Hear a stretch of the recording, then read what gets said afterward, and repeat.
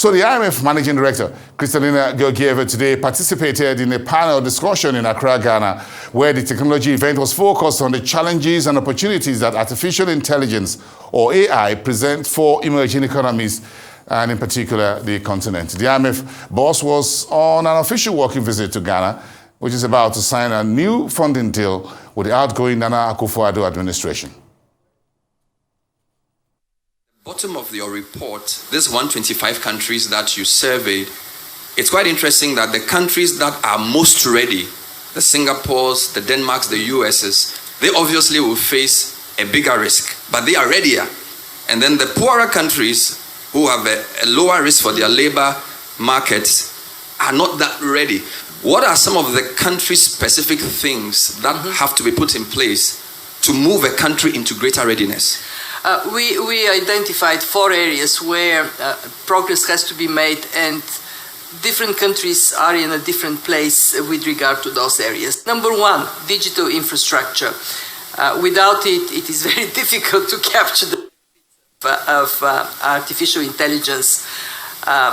What we know is that digital infrastructure is more advanced in advanced economies. We know that in Africa, on average, access to the internet is still only 50% of the population. Some countries do better, but some countries do worse. Second, and B, is the key for success: investment in human capital and in flexible, adaptable labor markets.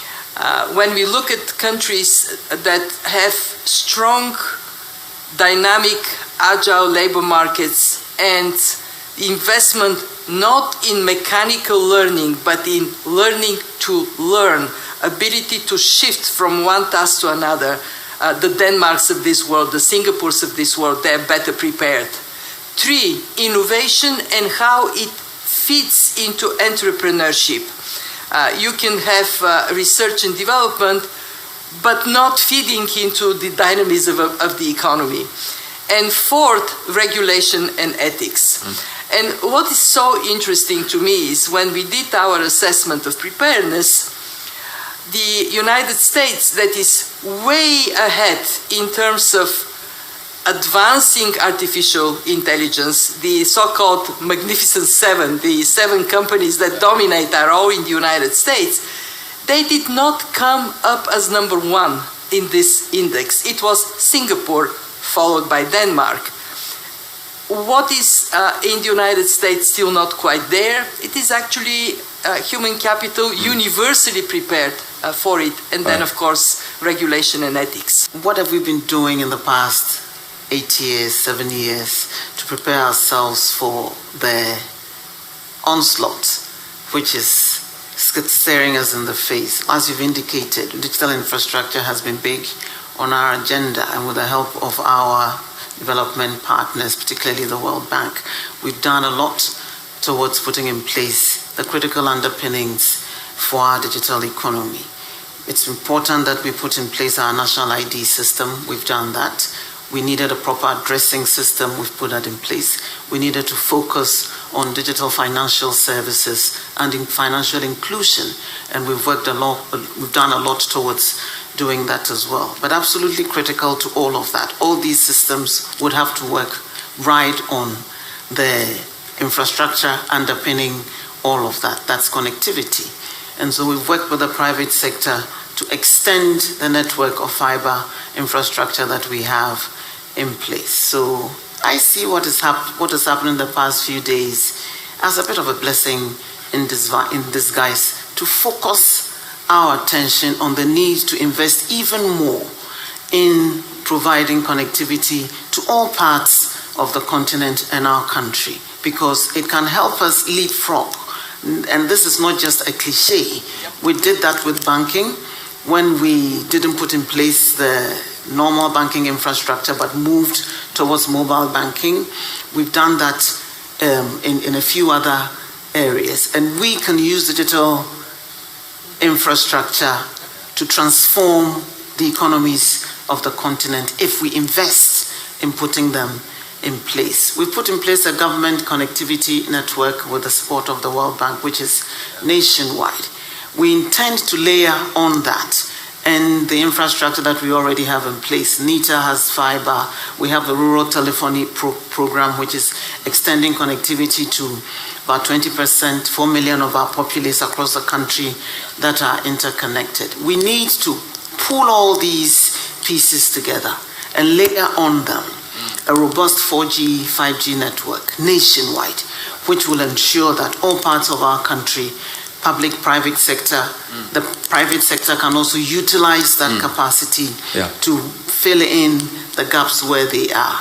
And what we have learned is absolutely critical these past few days is that we need to build resilience in the connectivity infrastructure that we have in place and look at a mix. We haven't utilized satellite infrastructure or connectivity as much as we should have, largely because of the cost. It's expensive. And so we need to talk to the satellite service providers to see how they can utilize this technology to provide us with some kind of backbone connectivity infrastructure, which will enable us to reach all parts of our country quickly but affordably. The LLMs are such a powerful tool that students who use them can use them to an extent where it actually disables learning because you have the machine doing the work for you. But for us, the way we look at it is we say to students there are different kinds of assignments that they're given. So there are going to be some assignments where they're not supposed to collaborate with anyone, not to use any agent, human or otherwise, and it's supposed to be individual work. And instructors are very clear about that because we want them to learn the fundamentals themselves. There will also be assignments where they are required actually to work with other agents. So for example, they might be given an assignment where it's a team effort. They're supposed to work with other humans on a project. They might be given assignments where they're supposed to use a machine intelligence as part of the project. And it's the thing that's interesting about this is I think for the first time when I talk about this question of whether to use technology or not, we've always thought of technology as just tools. And for the first time, I find myself using an analogy of teamwork with other humans to say that a machine might be a member of your team is a really sort of profound place to be. But it is a reality of the workplace now, that they're going to go out in the industry and they're going to work with other people.